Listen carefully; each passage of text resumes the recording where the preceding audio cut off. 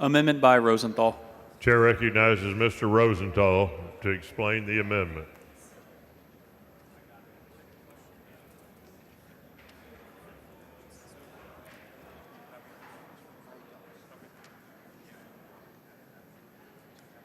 Members, if you have amendments, please be ready to lay them out.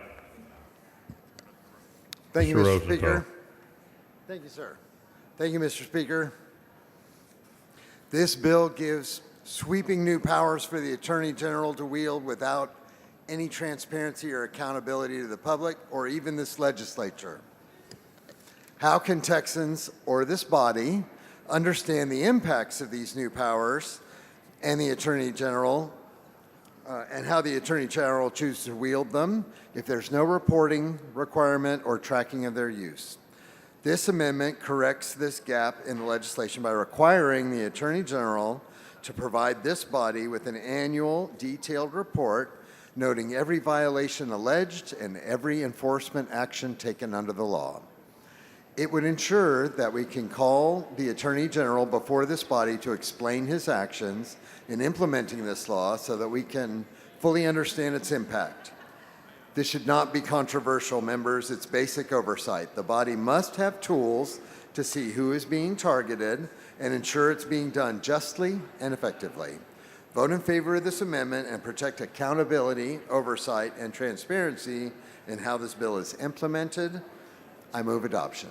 Mr. Speaker, Mr. Wu, for what purpose? will the gentleman yield for questions? Mr. Rosenthal, would you yield for questions? I will. He will, Mr. Wu. Go ahead.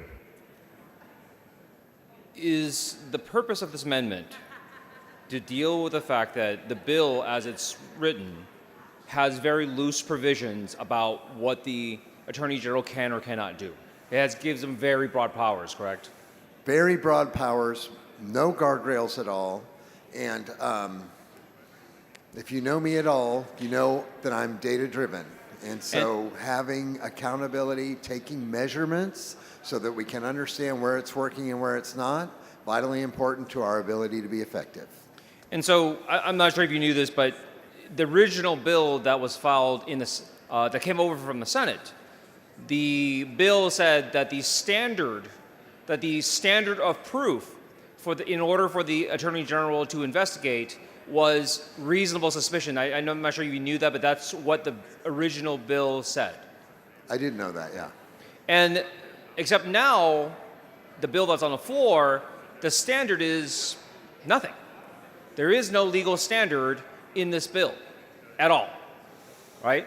It seems unusual that we would want to pass legislation that has no way to measure it, no guardrails, and no standard for effectiveness or legality. And in fact, I know while Mr. Hefner says that there's due process, there's absolutely nothing in this bill that someone has a right to a jury trial.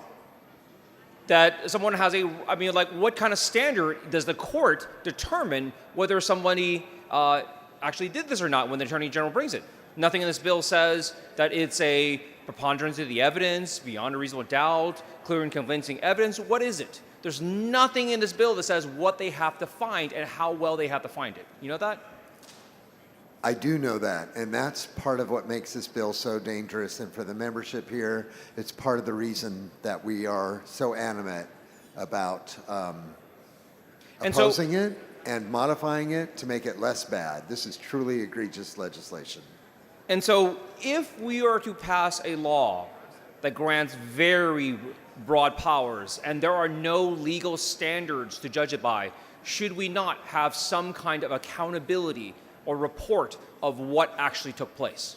So first, I agree with you, and second, I would point to the history around these type of issues. When government bodies work unchecked, bad things can happen, and there's nothing you can do about it. And I promise you, your people and my people know that. Absolutely. Thank you so much for this amendment. Thank you. I move adoption. Chair recognizes Mr. Hefner against the amendment. Thank you, Mr. Speaker. Members, move to table. Chair recognizes Mr. Rosenthal to close. Thank you, Mr. Speaker.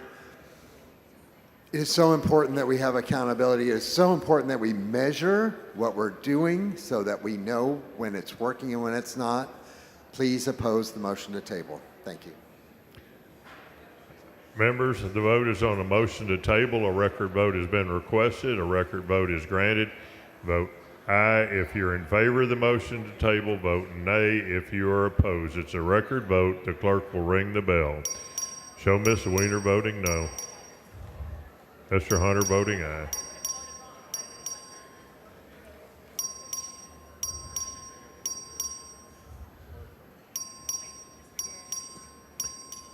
Ms. Luther voting aye, please.